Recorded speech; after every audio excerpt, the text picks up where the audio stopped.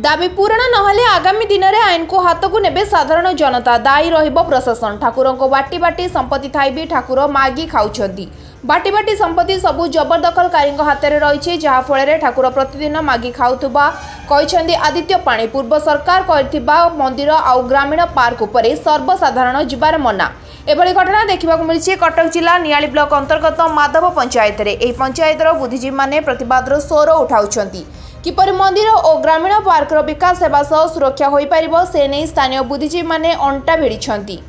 प्रशासन को बारंबार लिखित अभियोग कले भी किसी सुफल मिल न एक शहीद स्मृतिन्यास संगठन गठन कर माधव स्थित शहीद स्मृति उद्यान निकटर शोभायात्रा बाहरी नियाली बजार परिक्रमा कर शेष में नियाली तहसिल कार्यालय सम्मुखें पहुंची। शहीद स्मृतिन्यासर सभापति आदित्य पाणी नेतृत्व में शह शह स्थानीय जनसाधारण सरपंच बुद्धिजीवी समाजसेवी सामिल होई माधवानंद जीव मंदिर और ग्रामीण पार्क सुरक्षा तहसिल कार्यालय में गण विक्षोभ करने सह तहसिलदार सहायतार मुख्यमंत्री को 5 दफा दाबीपत्र देते। सेपटे मंदिर और ग्रामीण पार्क दायित्व में मजिस्ट्रेट एने प्रतिक्रिया रखिंट जे ग्रामीण पार्क रे ताला पड़ना जी चाहब से चाबी नहीं पारे। आज माधवर शहीद स्मारक न्यास तरफ एक गण विक्षोभ कराइला। सहित तहसिलदार को एक दाबीपत्र प्रदान करा जोटा कि माधव मंदिर रे गत इलेक्शन पर जो अराजकता है जो माने चले आसुले बर्तमान माधवर जो मंदिर उद्यान रही से ताला पकई बर्तमान जीतिक आसन जो मैंने कहीं ताला पकेले किसी तो से किसी असुविधा नाला से उन्नति पथ में आगे चली 15 वर्ष तले जहाँ थिला बर्तमान पुणी से वस्तु को फेरी आसला। 15 वर्ष उन्नति से आखि देखागला ना। बाहर जो लोक मैंने आसुले से सुंदरतर से सौंदर्य उपभोग करुले देहरे से गला ना तेणुक से ताला पकईदे। से गत अगस्ट मास 8 तारिख में सब कलेक्टर पाखे गोटे बैठक होता।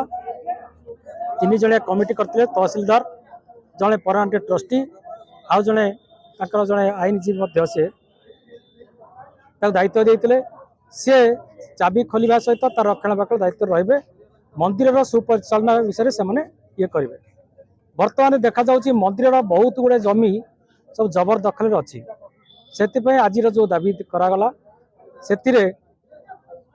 मंदिर जमी की पुनरुद्धार करा जिवो, मंदिर को सुपरिचालना करा जिवो, स्मृति उद्यान डेवलपमेंट करने सहित तार रक्षणाबेक्षण करा जिवा पई आज गोटे दाबीपत्र दिगला।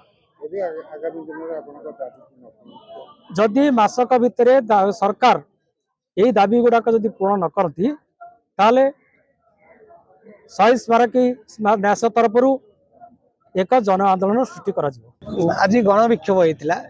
गण विक्षोभ उद्देश्य थिला जे नियाली माधव पर्यटन स्थली नियाली माधवर सामग्रिक विकास पई पूर्व सरकार जो कार्य आरंभ करिसथि सेगुड़िक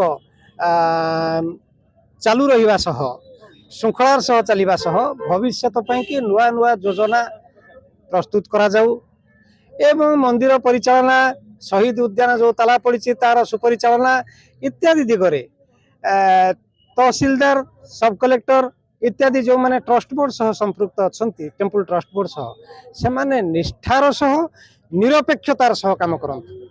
दुईटी दिग आम कहूँ निष्ठापर भाव में कम करेंगे और निरपेक्ष भाव में कम करेंगे। पक्षभुक्त होगा भली किसी गंध आम बारुचु निष्ठापरता सह कम करी जदि न करती एवं सेठी गोटे बड़ समस्या पीढ़ी पीढ़ीर समस्या अच्छी ठाकुर संपत्ति दखल उद्धार इत्यादि संपर्क रे से दिगरे टास्क फोर्स गठन करा हो एमती सेमती कहीदे हाँ करदे कहले हेनी दीर्घ दिन है से कथा देखी आसी गोटे स्पेशल स्क्वाड से गठन करा हो ठाकुर संपत्ति केते गला कुआडे रही केते जेतिकी रही से सुरक्षित अच्छी कि नहीं इत्यादि इत्यादि दिग को से तर्जमा कर उचित कार्यानुष्ठान नियंतु। तेणु मंदिर संपत्ति उद्धार कि स्पेशल टास्क फोर्स गठन हो मंदिर परिचालना शहीद उद्यान परिचालना कि निरपेक्ष निष्पत्ति निष्ठापर भाव में कार्य करा जिवो एई कथा करिवा पई कि आमे गण आंदोलन माध्यम रे दाबीपत्र दे जाइचु। मासुटीए समय दि जाइए जदि मासक भितर ये कार्यक्रम करा न जाए आम अनुभव न कलु जे निष्ठार सह निरपेक्षतार सह सरकार काम करुँचे सेबे ठारू बिना विज्ञप्ति रे आईन भंग करा जीवो आईन भंगर दिग कौटी केतेबेले तहसिल ऑफिस रे भंगा होतबो तो केतेबेले कलेक्टर ऑफिस रे भंगा होतबो केतेबेले मुख्यमंत्री दफ्तर रे भंगा होतबो तो सेतेबेले आउ विज्ञप्ति नहीं सेटा आईन की आम हाथ को नेलु गिरफ हेबे शह शह संख्यार हजार हजार संख्यार लोक गिरफ हेबे सेथिपाई कि प्रशासन दायी रहिबो ए कथा कहि दवा पे हम आस्ते मो तहसीलदार नियाली तथा एजुटी ऑफिसर माधव श्री श्री माधव जीव मंदिर ट्रस्ट आज आमर जो दाबीपत्र शहीद न्यास तरफ दि जाइए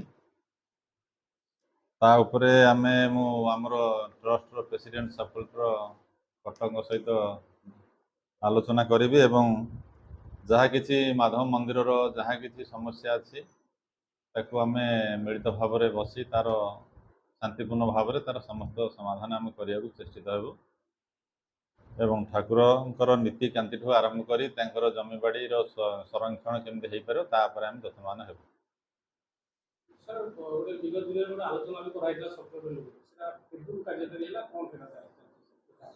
उपजिलापाल ऑफिस रे गत अगस्ट मास 8 तारिख रे मंदिर परिचालना पर गोटे मीटिंग होता से मीटिंग रे भी समाधान होता जे आमर